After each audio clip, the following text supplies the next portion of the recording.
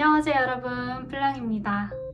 오늘은 제가 팔아버린 그런 명품 후회템들을 한번 소개해보려고 하는데요. 저는 물건에 한번 단점이 보이고 그 단점을 내가 굳이 안고 가면서까지 쓸 필요가 없겠다 라는 생각이 들면 정이 뚝 떨어져서 이게 바로 팔아버려야 조금 직성이 풀리는 성격이에요. 게다가 명품 가방들은 다 비싸잖아요. 이제 반성을 하면서 빨리빨리 팔아서 현금으로 만드는 그런 성격이에요. 그래서 이제까지 가방을 한 5개 정도를 팔았던 것 같아서 이 가방들이 왜 저에게 후회템으로 남았는지 한번 얘기해 보도록 하겠습니다. 제가 첫 번째로 팔았던 가방은 생로랑의 루루백이에요. 이 가방은 제가 2019년 12월에 사서 2021년 1월, 2월 그쯤에 팔았던 가방인데요. 이 가방을 팔았던 가장 큰 이유는 가방이 제 스타일이랑 너무 안 맞았기 때문이에요. 이전 제 영상들이랑 지금 제가 이렇게 입은 이 옷들만 봐도 아시겠지만 저는 굉장히 캐주얼한 스타일이거든요. 근데 생로랑은 캐주얼이랑은 거리가 굉장히 먼 이미지의 브랜드잖아요. 그래서 정말 들 일이 없었습니다. 이 가방을 왜 사게 됐냐면 저는 이제 유튜브라는 매체를 보기 시작한 게 2019년 봄 이쯤이었어요. 그래서 이 당시에 제 유튜브 알고리즘에 뜨던 그런 콘텐츠들의 결이 뭐 하울 영상, 명품 콘텐츠 영상 이런 게 많았어요. 그러다 보니까 자연스럽게 그런 콘텐츠를 많이 보게 됐고 그 중에서도 이제 생로랑이라는 브랜드에 꽂히게 된 거예요.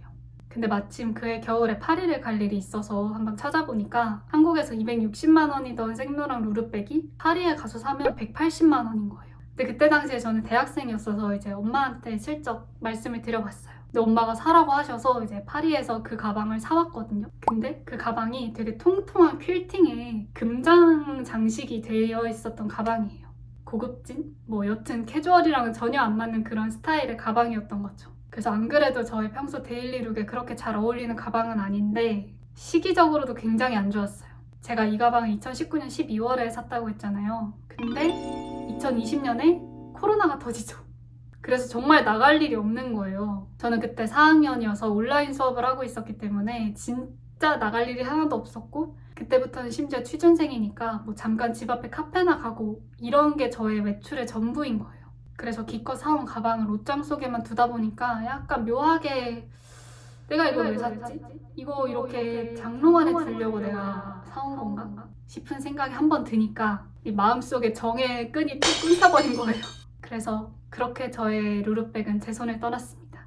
근데 예뻤어요. 안 예뻐서 판 게 아니고 막상 한국에 와서는 이제 나갈 일이 거의 없는데 옷장에 자고 있는 걸 보니까 괜히 빨리 팔아서 그냥 돈이나 만들어야겠다 하는 생각에 제 손을 떠나보냈습니다.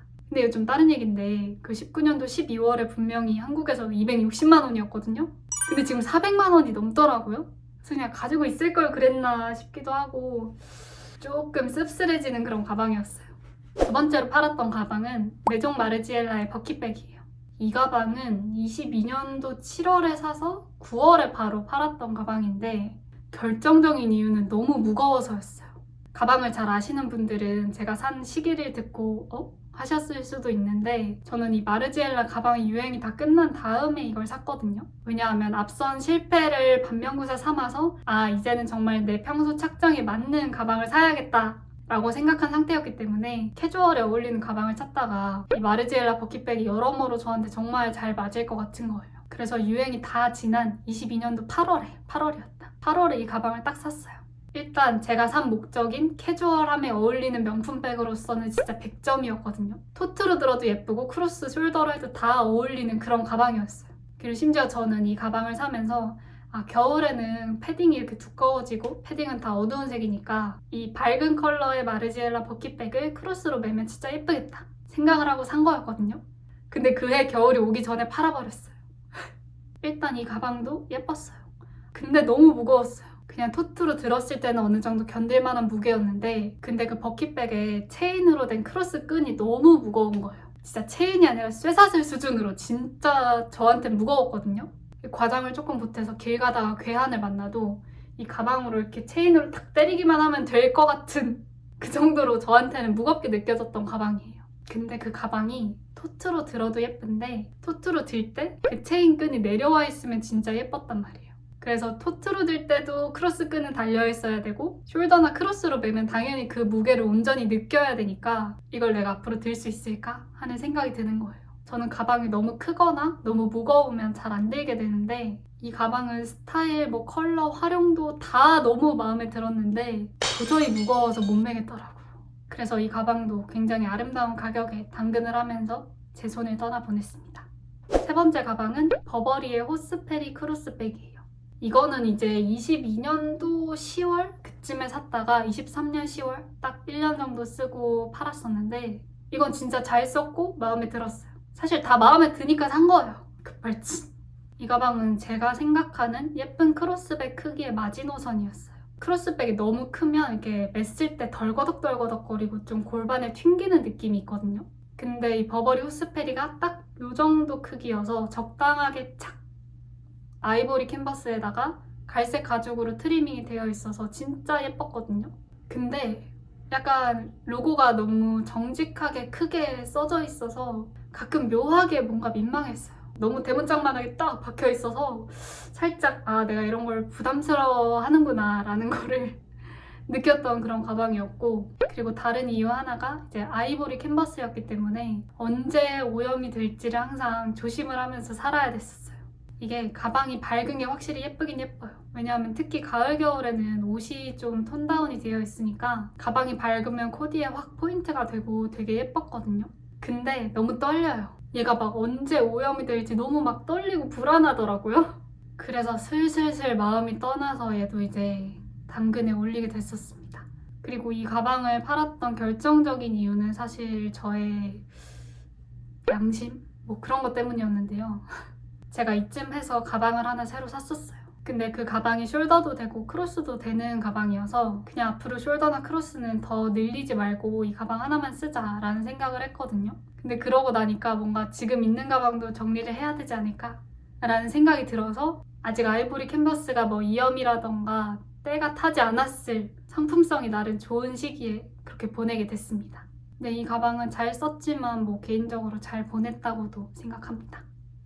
다음으로 네 번째 가방은 셀린느의 퀴르 버킷백인데요. 일단 이 가방은 22년도 10월에 사서 23년도 한 5월? 4월, 5월? 뭐 이쯤 봄에 팔았던 가방이에요. 그러니까 정말 1년도 안 들었던 가방인데 이거는 제 쇼츠 영상으로도 소개한 적이 있는 가방인데 이 가방은 여러모로 저의 머리를 정말 아프게 했던 가방이에요. 저의 엄청난 실수이자 과오이자 패착이 맞습니다. 일단 이 가방을 사게 된 계기는 그냥 엄마가 선물을 해주신다고 해서 당시에 눈여겨보던 브랜드인 셀린느에서 버킷백을 하나 산 거였는데요. 이제 셀린느의 버킷백 하면 딱 떠오르는 그 트리ум프 캔버스 버킷백이 있잖아요. 근데 저는 그게 너무 흔해 보여서 뭔가 사기가 싫은 거예요. 근데 또 버킷백 자체는 마음에 들어서 가죽으로 된 퀴르 버킷백을 샀었는데요. 이 가방을 사고 나서 사람들이 많이 사는 데는 다 이유가 있구나 라는 걸 깨달았어요. 일단 이 퀴르 버킷백은 말이죠. 크로스로 쓰기에 살짝 커요. 제가 바로 이전에 호스페리 크로스백을 얘기하면서 크로스백으로 예쁜 마지노선의 크기였다 이렇게 말씀을 드렸잖아요. 근데 이 퀴르 버킷백은 그거보다 컸어요. 그래서 크로스를 그렇게 했을 때 골반에 걸치면 저희가 가방을 뒤로 아예 확 보내버리잖아요. 근데 이 가방은 부드러운 카프스킨이에요. 되게 매끈한 그런 소가죽의 형태라서 이 가방을 갖고 나가면 얘가 언제 긁히진 않을까 하는 생각에 굉장히 심신미약 상태가 됩니다. 그래서 그 정도 크기면 아예 탑핸들을 걸어서 사용하면 굉장히 편할 것 같잖아요. 근데 또 퀴르 버킷백은 탑핸들을 걸 수가 없어요. 그냥 셀린느 캔버스 크로스백은 제 가방의 본체랑 크로스 끈이 고리로 연결이 되어 있어요. 그래서 이 고리에 탑핸들을 사제로 사서 걸어주면 들 수가 있는데 퀴르 버킷백은 가방이랑 크로스 끈이 가죽 일체형으로 되어 있거든요. 그래서 탑핸들을 사도 달아줄 수가 없는 거예요. 가방에 구멍을 뚫지 않는 이상. 그래서 이 가방도 미련 없이 팔아줬습니다. 마지막 가방은 가장 최근에 사고 최근에 판 가방인데요. 바로 디올의 북토트 스몰이에요.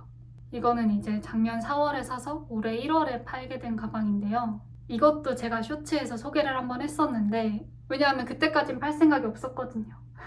일단 디올의 북토트 자체가 저의 굉장히 오랜 위시였어요. 갖고 싶다고 이렇게 뿅 살 수 있는 가격의 그런 가방이 아니었단 말이에요.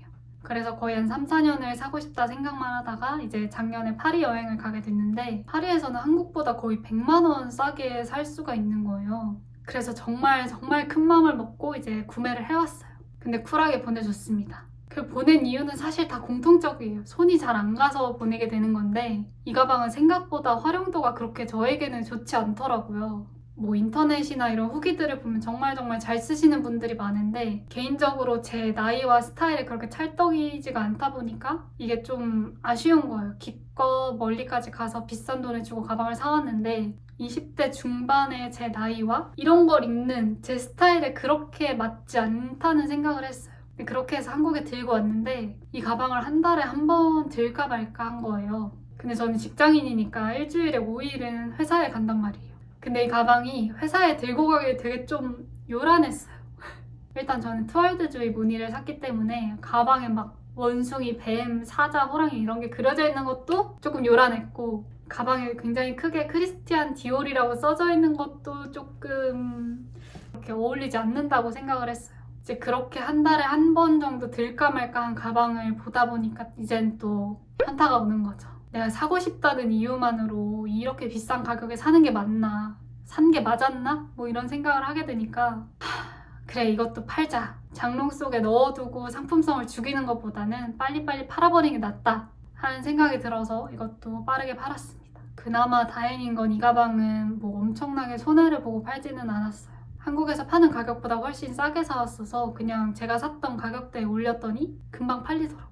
그래서 금전적으로 손해를 보지는 않았지만 묘하게 진한 현타를 얻어맞았던 저의 마지막 후회템이었습니다.